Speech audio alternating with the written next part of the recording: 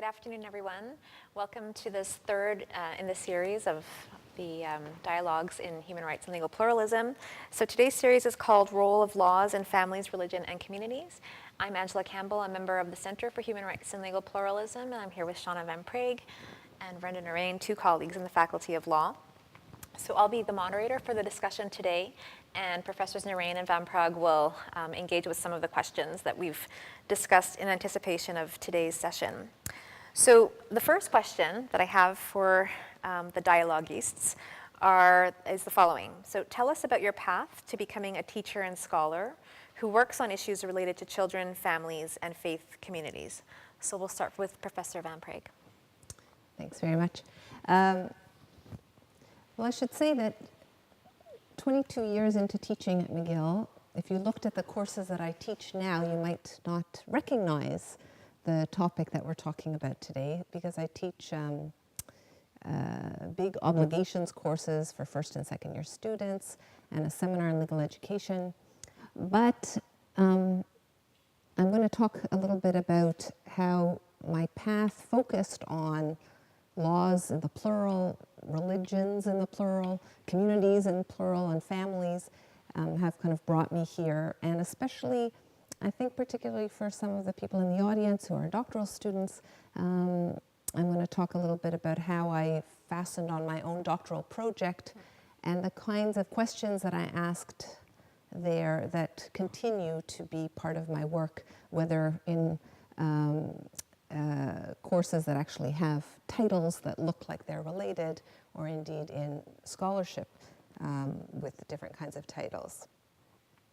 So I had in my first law degree at University of Toronto been particularly affected by a few courses. One, an equality rights seminar, which I took 2 years after the equality provision of the Canadian Charter of Rights and Freedoms came into effect. And the paper that I did in that course was on children's rights, so thinking about equality on the basis of age. And the summer after that year in law school, I had the opportunity to do an internship, a human rights internship in Israel with the Israel Women's Network. And so that, I suppose, gave me an opportunity to think about women's rights, but women in different religious communities working in Jerusalem over the summer. And the combination of thinking about children's rights, religion, and also the impact of two other courses, feminist legal theory and law, gender, and ideology, really got me thinking about critical voices within communities, including religious communities, and what it meant to think about the perspective of women in law in general, in families in particular, and then specifically thinking about women of faith, and of course women's roles, powerful but also often powerless roles within families and vis-a-vis children. And so with all of that, when I went off to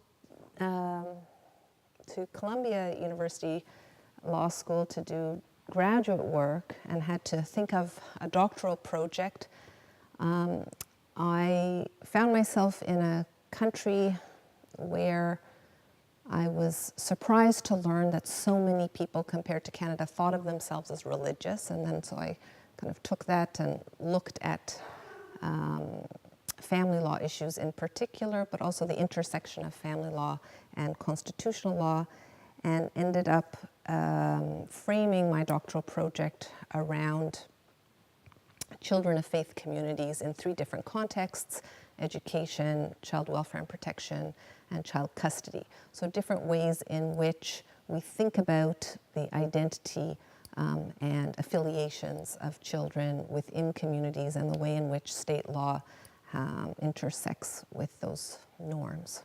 So I'll talk more about that later, but that's basically the path. Super. Vrinda?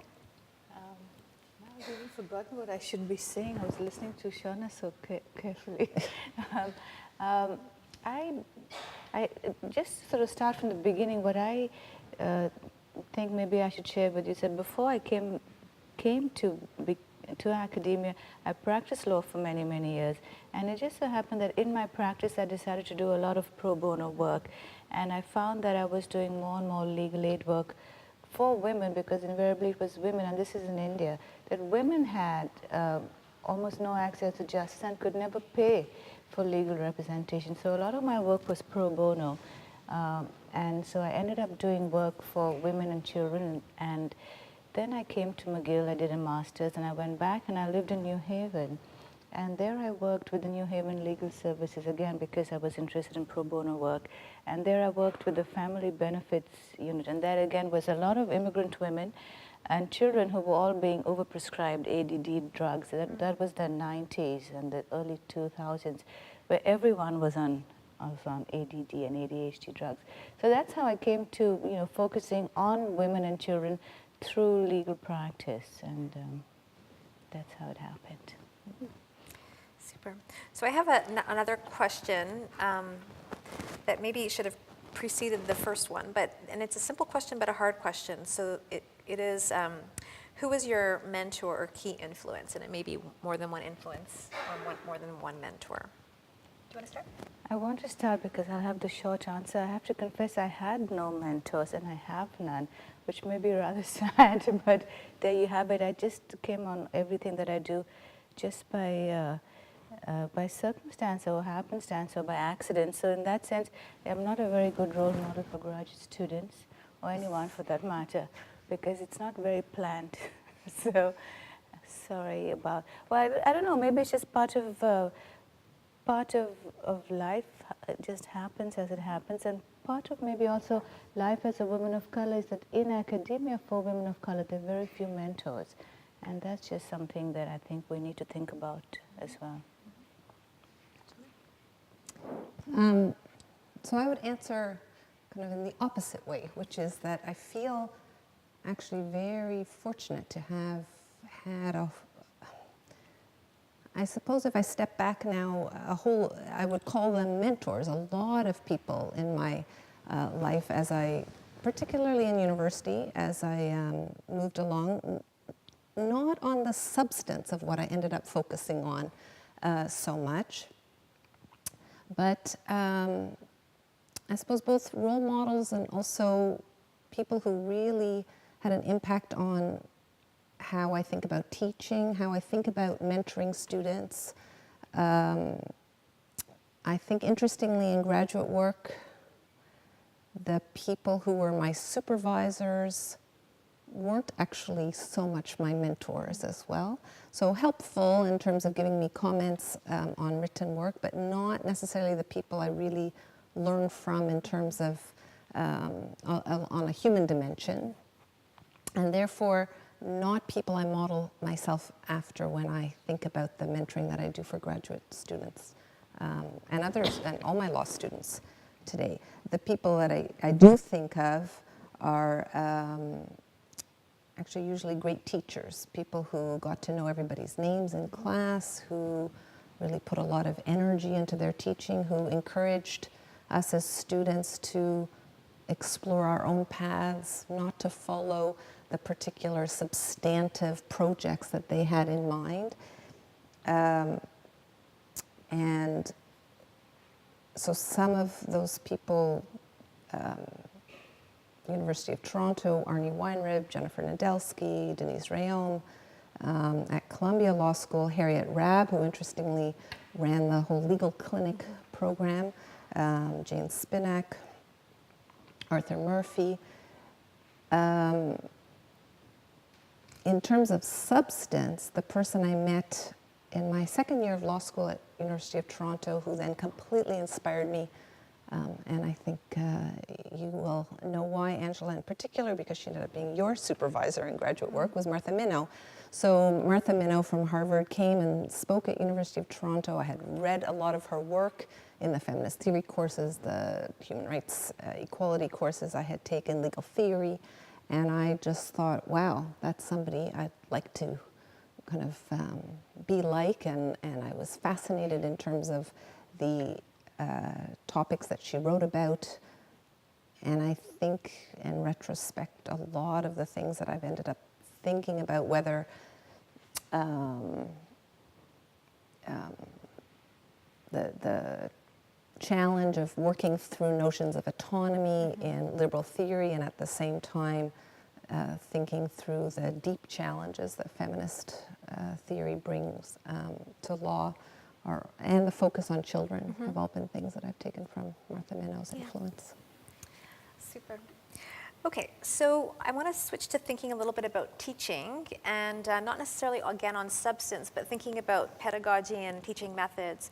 So the question is, how are your teaching methods influenced by your intellectual commitment to law's engagement with children, families, and communities? So maybe we'll start with Shauna, since you talked about teaching and the kind of distinction between curriculum and pedagogy. Right.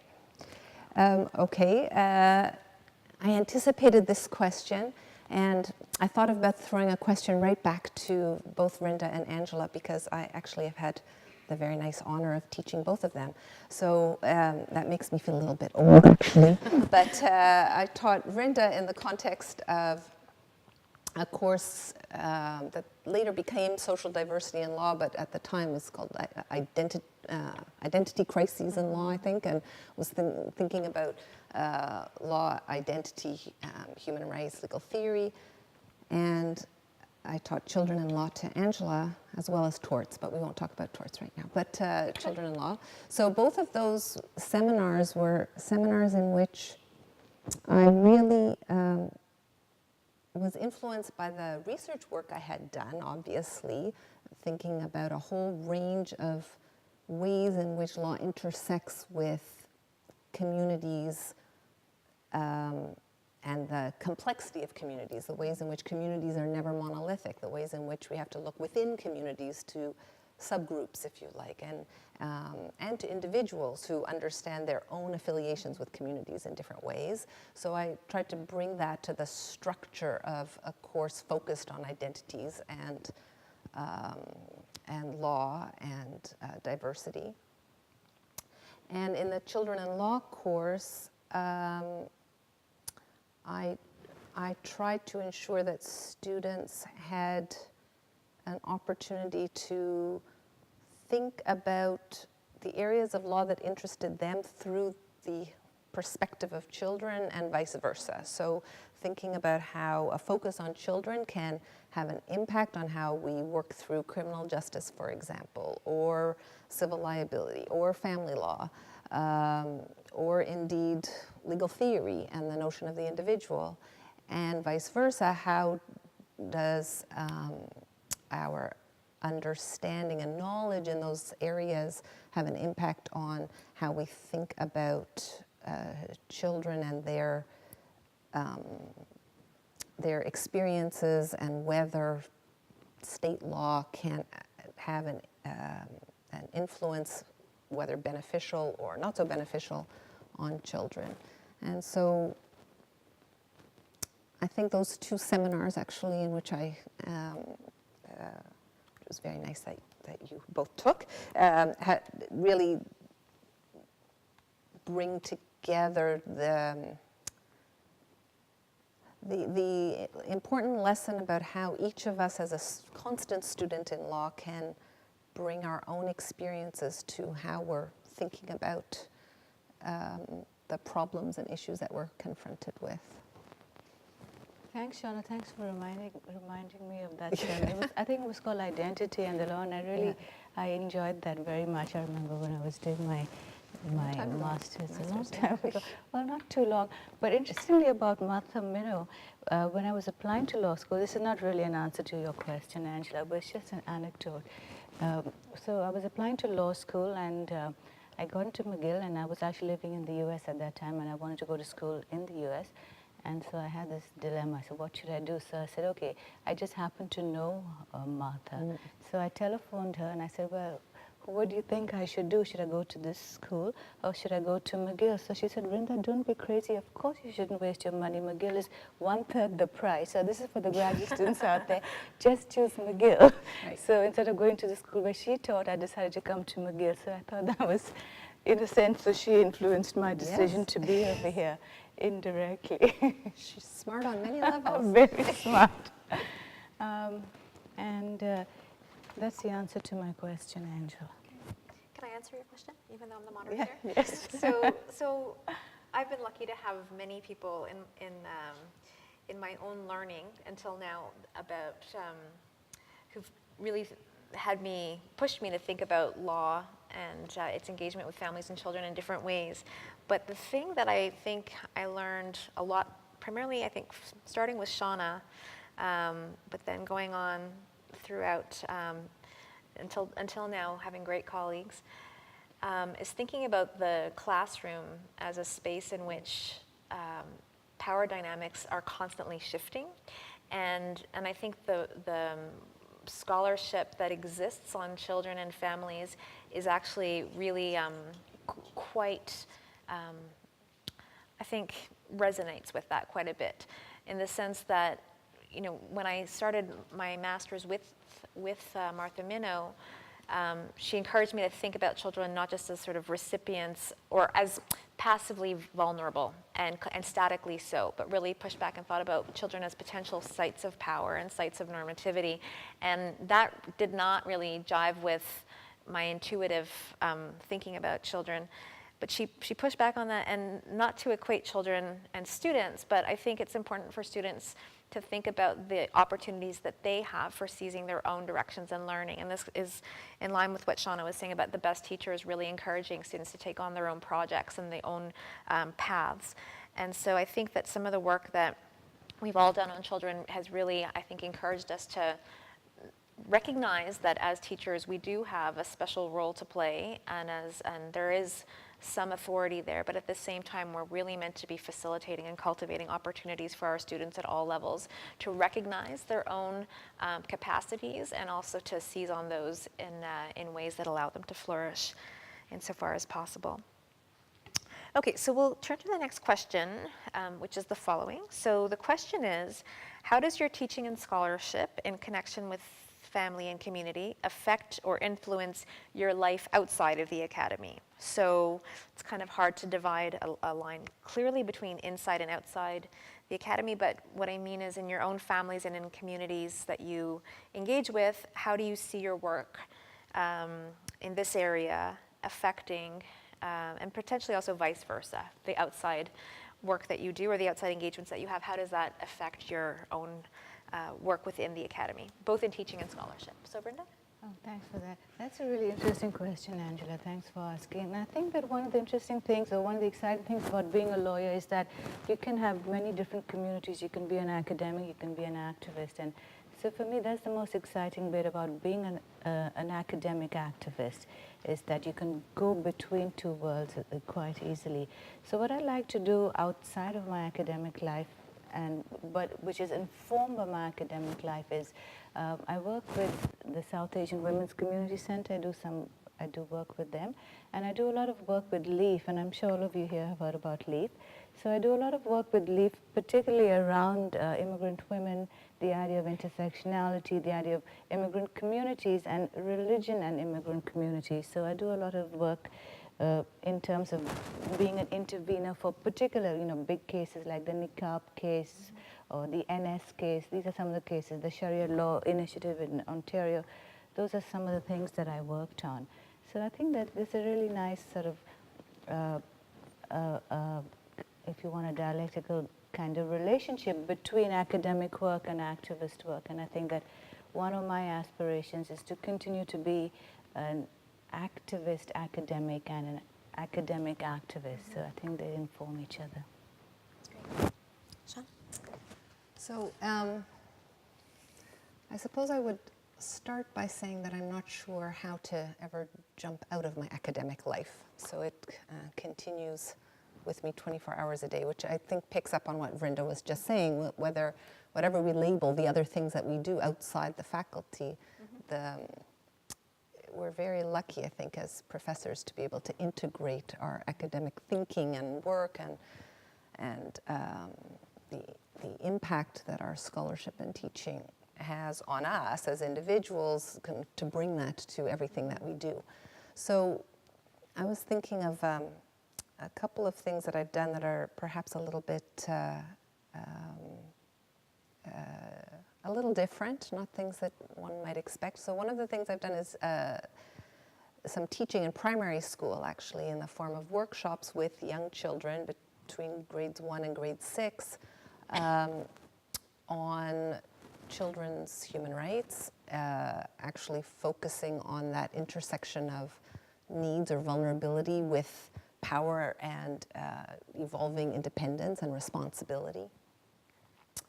Workshop with children on our Hasidic neighbors, so focused on the neighborhood of Outremont and Mile End and the Hasidic Jewish communities that live there that I've written about in my scholarship, but I think it's a bigger challenge actually to talk to children who live in the neighborhood who aren't Hasidic Jews and who are curious about the ways in which neighborly interactions unfold.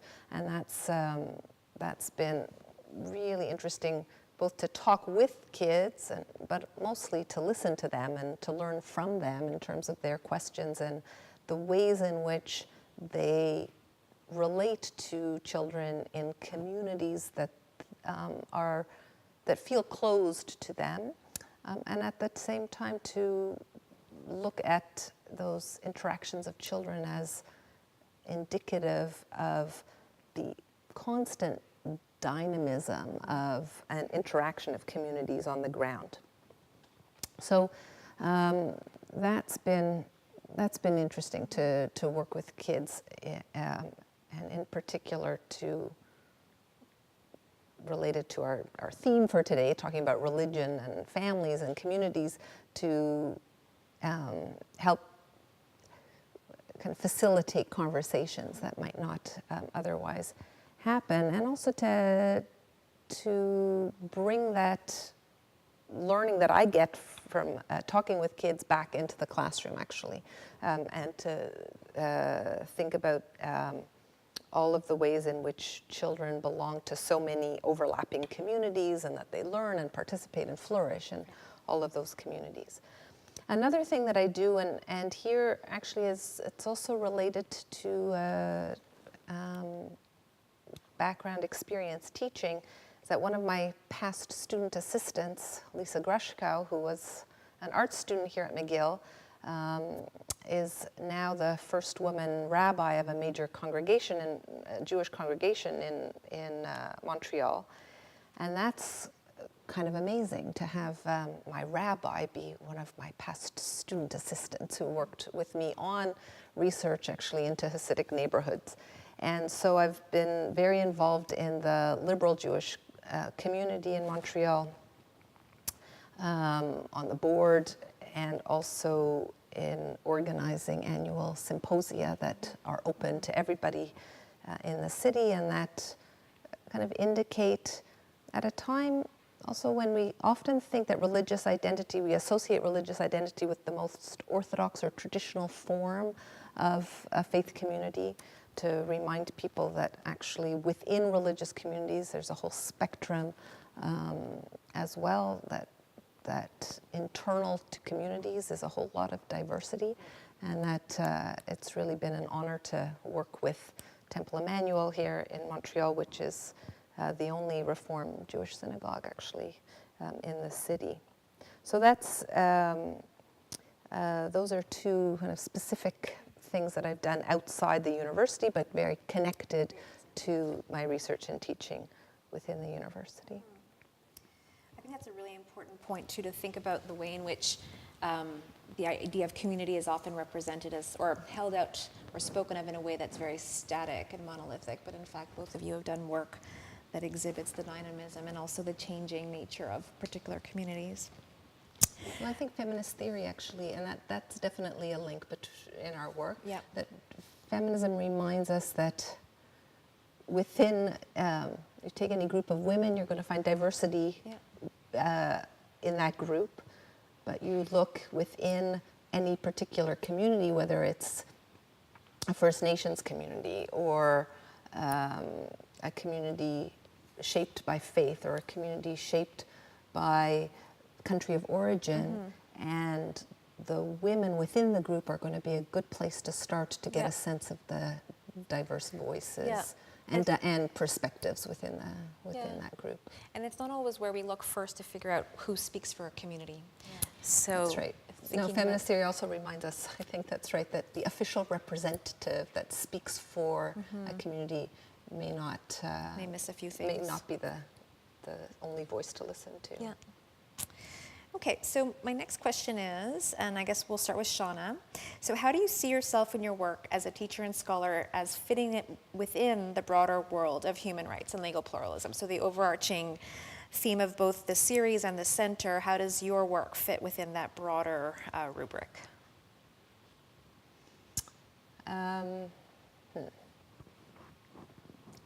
So I think on the human rights, and I think way back, and I talked about this earlier, way back when I decided on my doctoral work, I had been really fascinated in equality rights on one hand and freedom of expression on the other.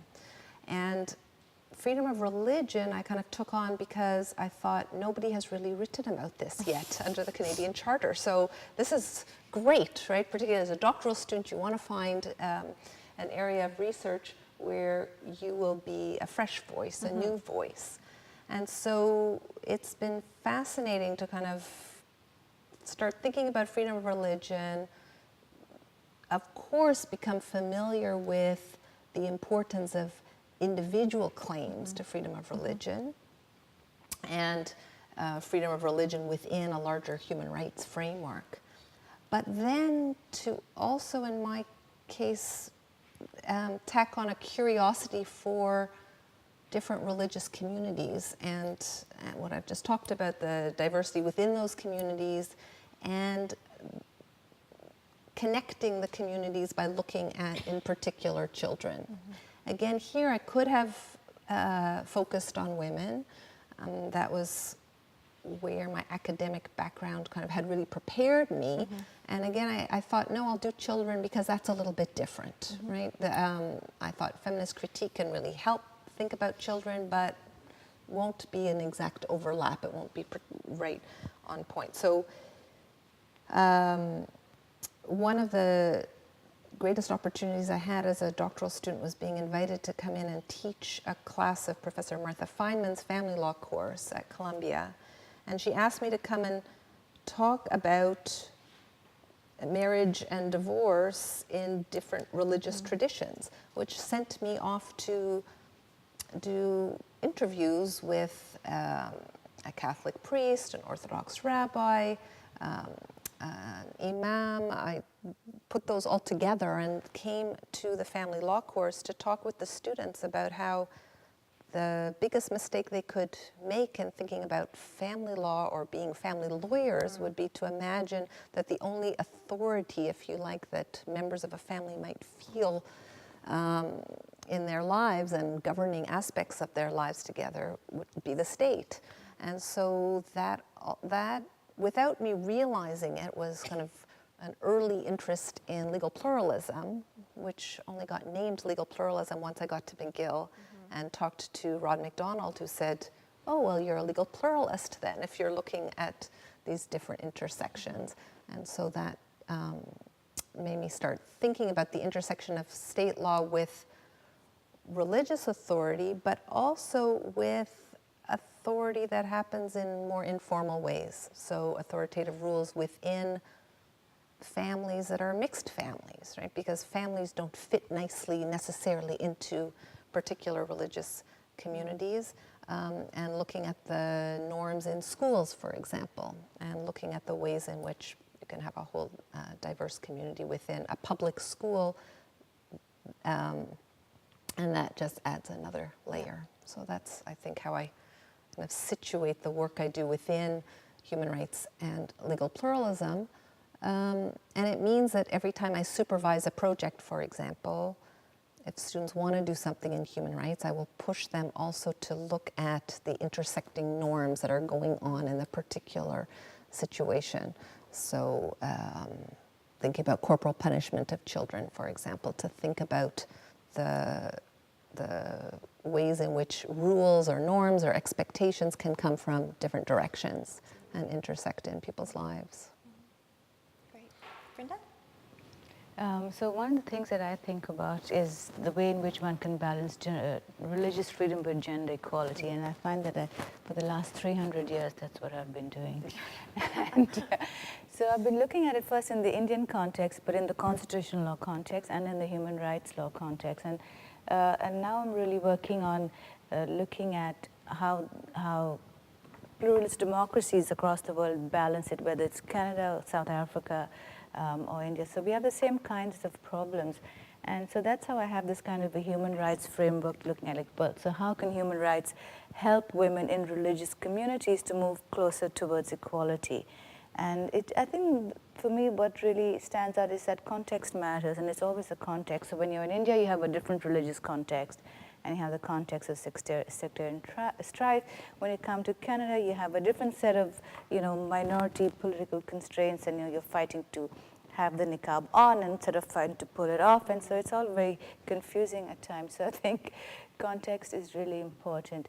So that's how I think that, human rights frameworks are really very important in terms of what I think about when I'm doing my research and writing, and also when it comes to teaching about, particular minorities, about the tension between group rights, individual rights, women's rights, religious freedom, all those kinds of issues. And I know that the center is called Human Rights and Legal Pluralism, but I have to say that my latest paper is called Normative Diversity and the Discontents of Legal Pluralism, because I think that very often we kind of romanticize and exoticize what legal pluralism means, particularly in a third world context. And for women in particular, in a third world context, I think that very often we don't acknowledge that even, legal pluralism can have a particularly harsh side that isn't maybe acknowledged in that kind of romanticizing of what it might mean. So those are the exciting things about human rights and religious freedom, and I think it also sort of informs what I do outside of the classroom, because I find myself now doing a lot of refugee and asylum cases, and most of them are based on religious persecution, and many of them are based on gender and religious persecution. So it's kind of interesting to see how, it spans kind of different worlds at the same time. It's a really important point also about the context mattering, because what you're saying here about the way in which we think about the interplay between human rights and legal pluralism will very much depend on the context that you're looking at. So I was going to say on that too, that see, for me, with respect to legal pluralism, I agree that we want to be careful not to slip into a kind of too simplistic picture that legal pluralism is somehow the answer to the issues, particularly about power imbalance. The way I tend to think about it is that legal pluralism simply reminds us that those power imbalances can happen in a whole range of legal orders in a person's life. So they may be happening in an individual's life at many levels. And so the state then may have a role to play in responding to the way in which an individual may be trapped by the rules that are kind of imposed within either a sub-community of the state or a community that spans many states, right? That goes kind of across state borders. But vice versa as well. The state's power dynamics may sometimes be challenged by normative systems that provide a model that may actually lead the way to something that's more meaningful. But I totally agree that a kind of hands-off anthropological legal pluralism that doesn't look at the way in which power plays out especially is not helpful. what's called the paradox of that kind of vulnerability. Right, that's right. To pay attention to. Just abdication to this idea of local norms and not paying further attention to what's actually going on the ground. So I have a question for Shauna and Vrinda, which wasn't one that we had discussed in advance, but came out of the discussion today, and it just sort of strikes me as we sit here. Is this subject inherently feminist? Everything's inherently feminist. But none of these other panels have three women. Or should be. That's very interesting. Yeah. Well, I think that's interesting to think about who are the scholars who end up focusing on issues that happen with respect to family, and cross that kind of that privacy of the family and think about the impact of in the public sphere of the state. And I think often, and it's no coincidence, those are women scholars who've been influenced by feminism, even if the work that they end up doing focused on the intersection of private and public, or thinking about children in particular, or even about faith communities. The particular questions that get asked and the things we've talked about, I don't think it's surprising that they end up coming from women in law. I don't know what you think, Vrinda. Well, I think that it should not be surprising, Shauna. I think it's time that everyone is asking those questions. Right. Sure. Yeah, But, it's time to... I think, sure. But the fact that feminist theory, for me anyway, feminist theory reminds us to listen to voices that aren't otherwise heard, to pay attention to the complicated ways in which we are all as individual human beings caught up in webs of relationships. I agree, those are questions and kind of reminders that apply across the board, whatever we're doing, whatever we're interested in, whatever topic. But those questions originally were the mark of feminist theory and continue to be a real contribution of feminist theory. That sometimes we forget to kind of put the footnote, right? That that those ideas, those questions, were not so easy to come up with a few decades back. That's right. And I think that maybe we have to qualify it even further to think about, what kind of feminist theory, because of course there are all kinds of feminist theories out there. And there may be some ranting right-wing feminists that I might not want to agree with. So I think also the idea of critical race feminist theory is really important in terms of, what are the kinds of questions you were asking and who are the kind of women that we're including in the conversation. So I think that's important from my point of view as well. But of course, Shauna is absolutely right. It's no coincidence that it's women, whichever kind, who are asking these questions or who may be more interested in these questions. Maybe because it comes from our life experience or a particular location across, multiple axes. But I think that too, the willingness to take experience, which actually was a number of your questions, but to take experience and think about the significance of that experience for one's scholarly trajectory. Right, it's also a feminist idea. Yeah, I think so.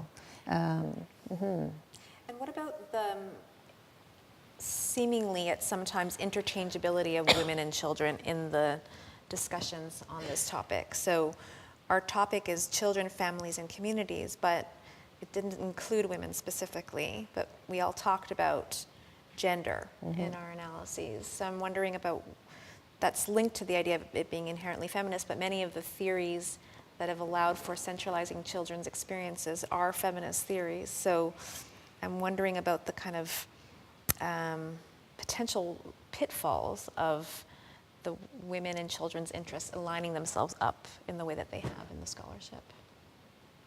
Well, I'm afraid I don't know enough about scholarship around children, but except to say that, maybe there's a reason why we're aligning them, or they self-align because of the kind of infantilizing discourse that they've been subject to for all these years. But Shauna is the expert. So I think my response would be tied to your earlier point about different feminist theories or feminist perspectives. Because Martha Feynman, whose course I mentioned earlier, the family law course at Columbia Law School, would say as a strong feminist scholar that focusing on children is a real diversion and can actually be very dangerous. And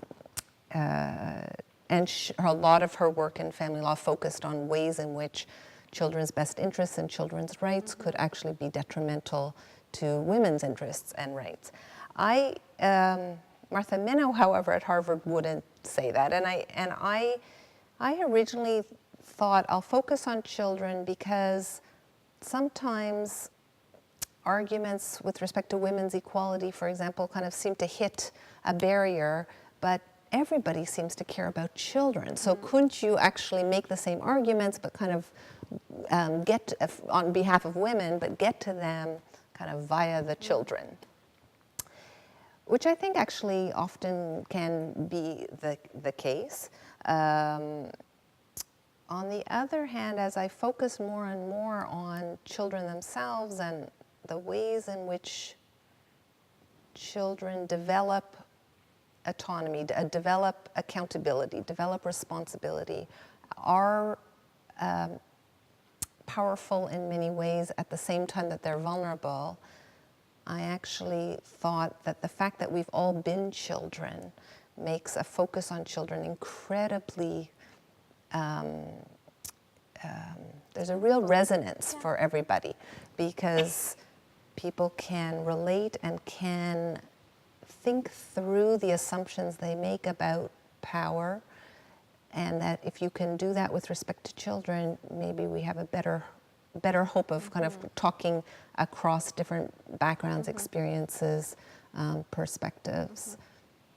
And I guess the other thing, and this is really tied to the courses that I've taught, the bigger courses I've taught in obligations, has been to bring the legacy of residential schools right into the very first week of my teaching, first-year law students. And I think that there's a real poignancy to that students can immediately relate, that they care when they hear or are reminded of. Now I think it's more reminded of, which is a good thing, but 15 years ago when we started off the course talking about residential schools, many of the students really knew nothing at all about the history of residential schools in Canada. And so by starting off with a story that is so powerful because we're talking about the experiences of children, you can get law students, I think, acknowledging a kind of responsibility on their shoulders to listen, to think through the various ways in which law and society can answer, but never answer fully. They kind of learn a particular humility, and I think that that's been a really significant piece of my thinking through the law of obligations, which of course is a law of responsibility, the kind of flip side of rights, to start with children and think about the insights that way.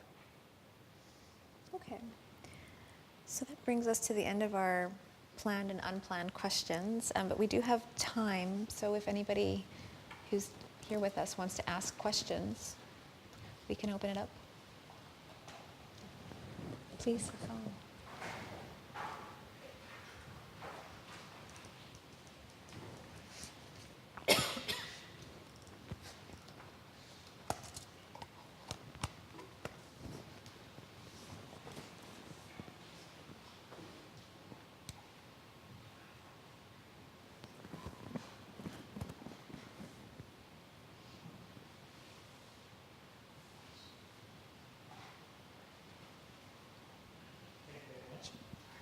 Can you hear me?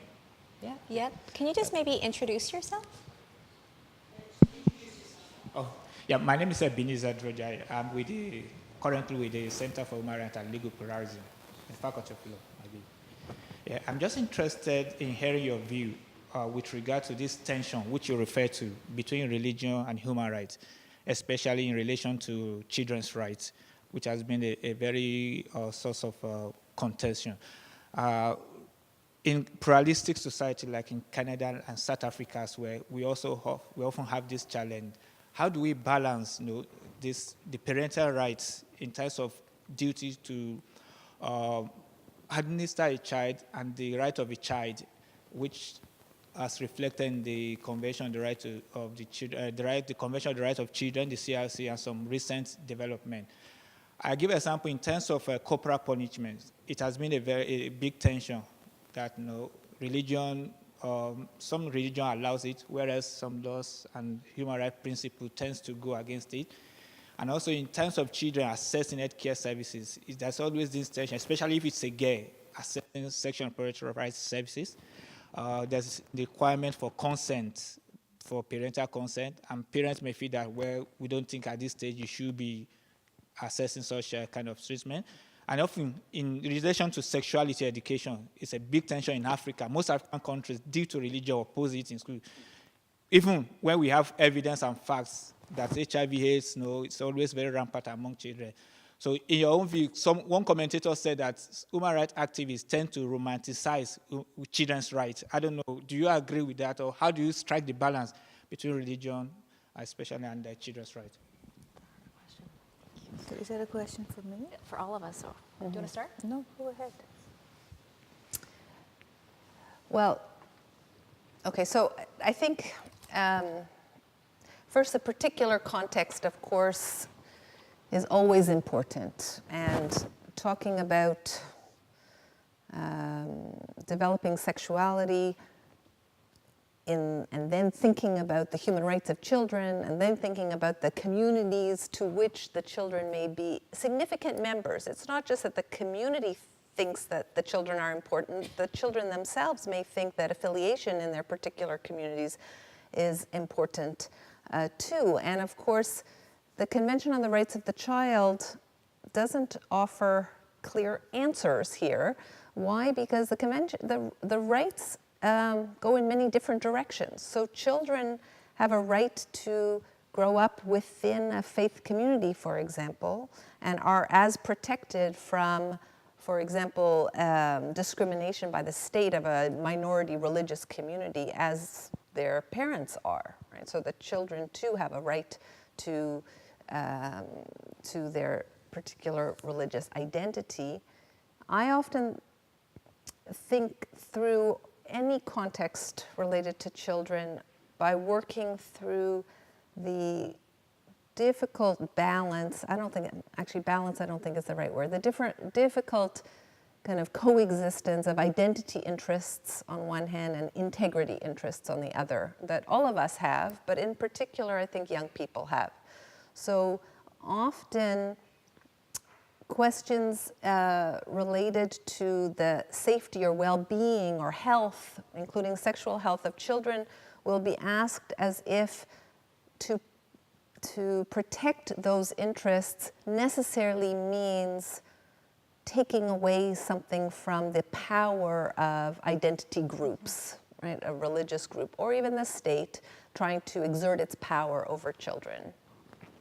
But that, of course, makes us forget that the same child could have interests in her integrity and also interests in her identity that could include the religious identity. So all of that means that there are no easy answers, but that if we think through this from the perspective of children, that we're forced to realize that identity can't easily be set up against integrity, that the rights of children aren't always about resisting something, but also sometimes about accepting a particular set of norms or values that children may have an interest in growing up in. And the tension here, of course, is that whenever we're in any society where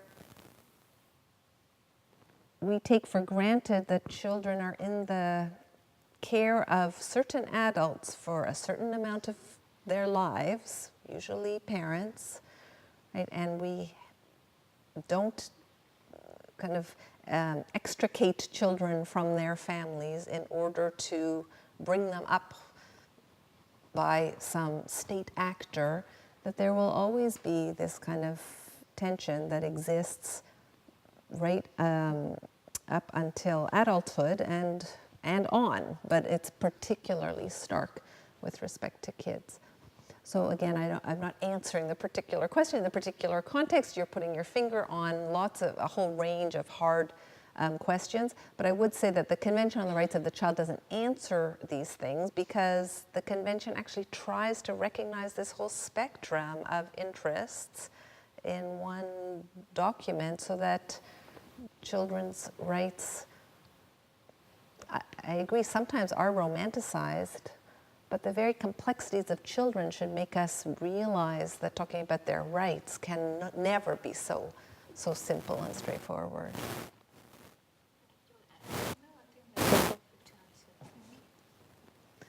Are there other questions?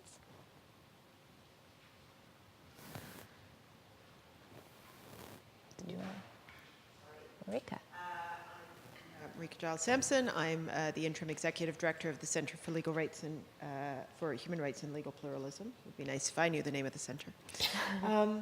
I have a general question, I think, because you've touched on a number of issues that are at the core of the work that we do. So I think my question's a bit dorky.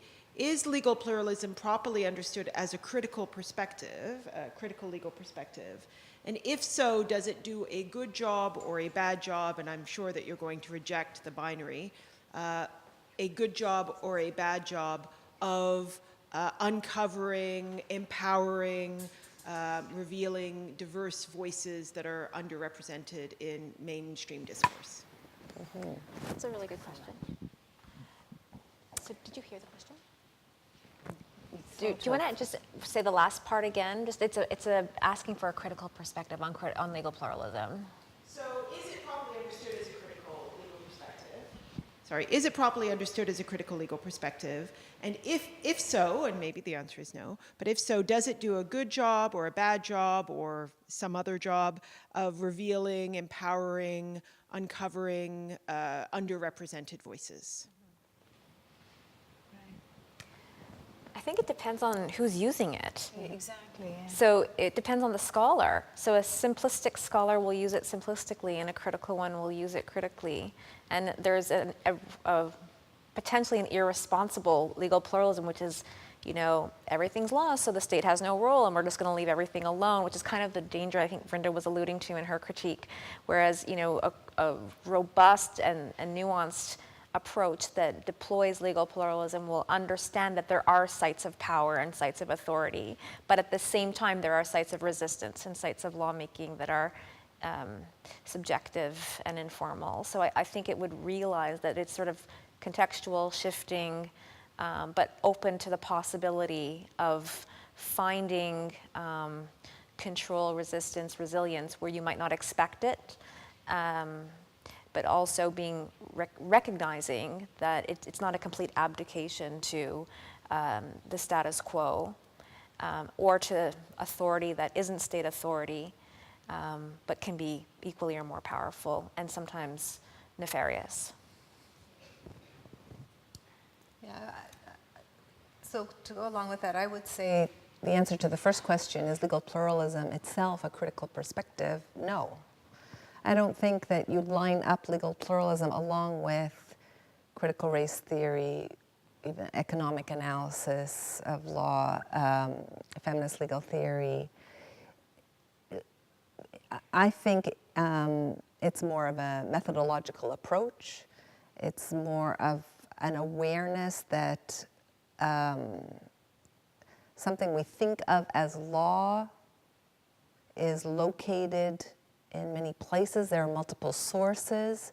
There are different ways in which human beings interact with each other within rule-based systems. So systems that tell us how to behave, systems that tell us how to apologize for our behavior, to accept responsibility, that can happen in places other than the state. And how does that approach help us think critically?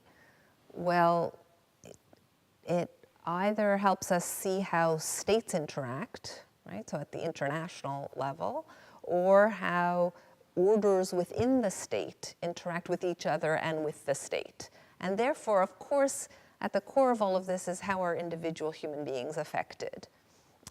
And that's where the critical perspective comes in. If you're interested in thinking about how people are affected and you bring with your questions an insistence that, for example, women be heard because they have in the past not been. So that's bringing a feminist critical perspective, which you can do with a legal pluralist approach or sensibility. So that's how I would differentiate those. Did you want to add anything, Vrinda? No, thank you. Are there other questions? Eliza?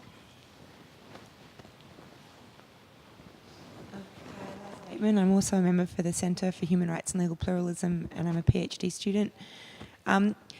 My question's about you talked really importantly about feminist theory and the bearing on feminist theory or feminist methodology on these questions, so family, children, women's rights, and religion. How important or how possible is it, do you think, to separate a feminist theoretical approach or a methodological approach to someone's work from feminist as activism? As in being an activist feminist in your writing, or as in a subject matter activism? Thank you. Can I answer that question, Angela? Because Eliza, I'm not sure what your question is, though. Because are you saying, can you be a feminist activist and not be a feminist scholar? Or are the two things separate? Other way around. Oh. Thank you. I think it's my question about the separation. Do you need to separate them? Do you have to? Or when you start to engage in feminist scholarship, do the two start to go together and it's very hard? I'm finding it hard to separate those two, so I just would really be interested in how you found that in your scholarship, particularly as you say you work as an activist, Professor Narain, in other aspects of your life. Is that something that is possible in your scholarship or necessary to separate activism from method or theory? Right. Well, I think that if you're a feminist scholar, you don't have to. That's the beauty of it, in the sense that, there is a relationship between feminist method and the production of theory, right? And so, as Shauna mentioned earlier, the way in which feminist theory is constructed and constituted is the starting point of experiential knowledge. And that there is the way in which theory informs practice and practice informs theory. So the two, it's a two-way street. So I don't think that you need to, in fact, we probably shouldn't, because of the relationship between method and theory. And that could be even in religious studies. One of the big questions we have in religious studies is, methodological questions. And the kind of questions that you ask shape the theory that you come up with. So I don't think you need to separate the two, or to think of it as separate, really. You can also drive yourself crazy trying to disentangle too much. It's difficult to figure out or label these different pieces of who you are and the work that you do in the world and also in your scholarship. That said, I must say I've carried around a certain amount of guilt for decades about the fact that I don't do as much work with clinics, for example, or kind of what one would traditionally label activist.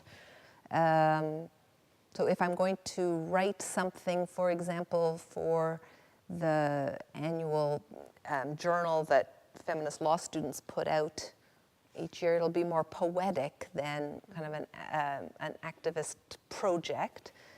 But the way I kind of assuage the guilt is by thinking that the fact that I've taught hundreds and hundreds of students, and many of them will go on, and I mentioned this much earlier, I hope that I encourage them to find their own voices and paths and projects. And so all of that activism out there in the world and the ways in which people are making a real impact, I often feel that I'm so fortunate to have taught, now thousands of students, and many of them are really on the ground doing stuff that I'm not doing, but we don't all have to do all of it, right? Sure. But it's nice to have that impact. I don't think you should feel guilt, because intellectual work is intellectual activism, yes, sure. and it's intellectual labor. Yeah. Yes, no, I okay. You've made me feel so much lighter now. Yes. But people do different things that I think all contribute and can have an impact. Other questions?